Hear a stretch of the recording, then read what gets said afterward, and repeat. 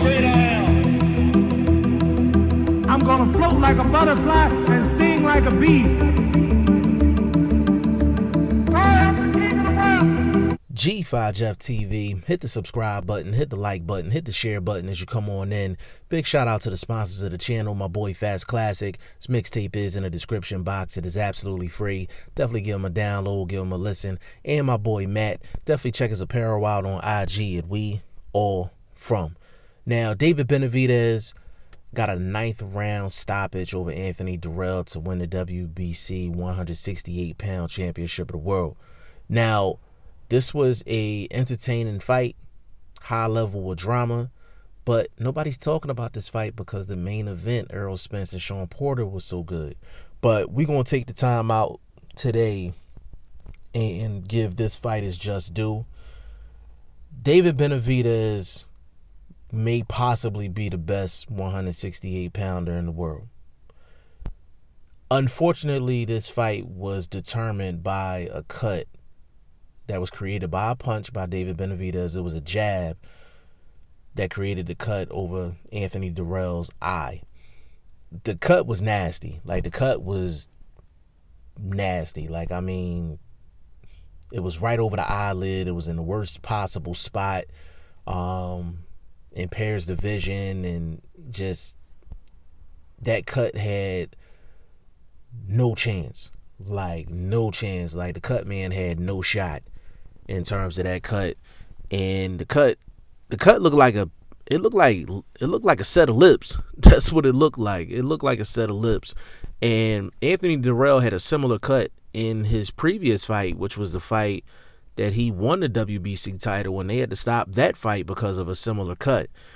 Now, prior to the cut, I love what was getting ready to happen in that fight. Like, they was getting ready to have a high-speed chess match inside of the ring.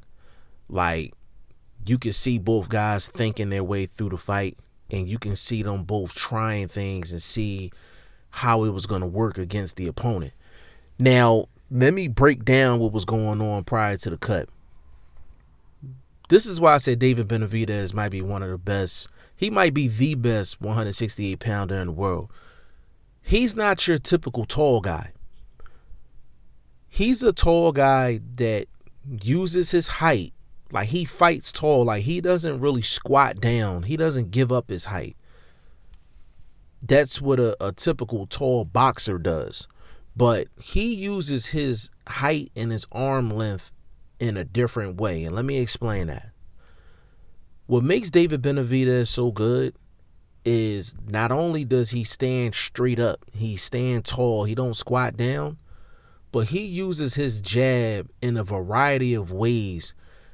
Number one, he uses that jab for power when he wants to. He uses that jab and places it in different areas. He'll throw the jab, he'll throw it to the head. He'll throw the jab, he'll throw it to the body. He'll throw the jab, and this is the most important thing that he does. He'll take the jab and he'll throw it to the guy's chest. He was taking a lot of jabs he was throwing at the Anthony Dirrell's chest.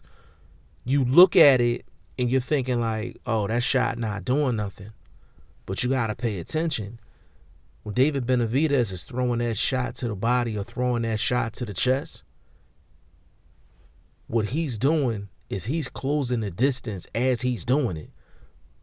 But Anthony Dirrell really wasn't realizing it because he stands tall. David Benavidez stands tall, so he throws that shot to the chest. That gets him a half step closer. He throws two of them. He's right where he wants to be, right in mid-range. Exactly where he needs to be to let his punches go. And it's going to be hard to stop that. It's going to be hard to stop that in terms of any David Benavidez opponent. He does a magnificent job of getting to his range. It's almost like similar to basketball when you take like a Kevin Durant. Like, he gets to his spot on the floor to get his shot. He gets whatever shot he wants.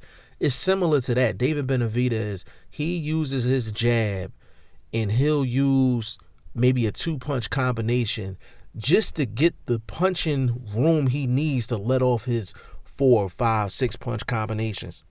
He does this in every single fight, and he was starting to execute that against Anthony Dirrell. And Anthony Dirrell, what he was trying to do is he was trying to counter the jab over the top with the right hook. He couldn't land it because David Benavidez was throwing that jab in so many different ways. Throwing it to the head, throwing it to the chest, throwing it to the body. But then he'll throw a quick jab, and then he'll throw a power jab. He didn't know what type of jab was coming from David Benavidez, so when he was trying to time him with the right hand, a lot of the times it was getting ducked or he was missing wildly, and he was losing his balance trying to counter the jab with the right hand over the top. And he couldn't counter it with a straight right hand. It had to be a looping right hand because David Benavidez kept his height and kept that jab pumping. Did I think Anthony Dirrell had a shot in that fight prior to the cut? Yes. I think he had a shot because I think it was going to turn into a firefight, which for Anthony Dirrell, that would have been best case scenario because that have gave him a chance to land a bomb in that fight. But if it would have just stayed a technical fight, he was going to get washed in that fight. But that fight was going to be very, very interesting. But the cut happened. David Benavidez caught him with a nice jab and opened up a nasty cut. Anthony Dirrell is going to have to get that taken care of. I think he has like a lot of scar tissue around that eye. It's kind of similar to Gabe Rosado back in the day when he used to get cut all the time. Anthony Dirrell's probably going to have to get surgery to get that scar tissue removed or get something done to get that repaired and get it healed properly. You know, because it was a sharp jab, but that jab wasn't sharp enough to open up that type of a cut. You know what I'm saying? But congratulations to David Benavidez on a really good performance. Big shout out to Anthony Dirrell, too. He showed a lot of grit, and a lot of people would have just quit. And you could tell the doctor wanted to stop the fight. The referee wanted to stop the fight, but Anthony Dirrell and his corner didn't want to stop the fight, and they let him go out on his shield. But it was only right because they let Tyson Fury continue to fight, and he had a nasty cut. I think it would have been unfair to stop Anthony Dirrell from going out on his shield when we just watched Tyson Fury fight a very bloody fight with a really bad cut. Y'all let me know what y'all think in the comment section. G5 Jeff TV, hit the subscribe button, hit the like button. Please share this video, support your boy. Support good content at all times. I appreciate y'all. Peace.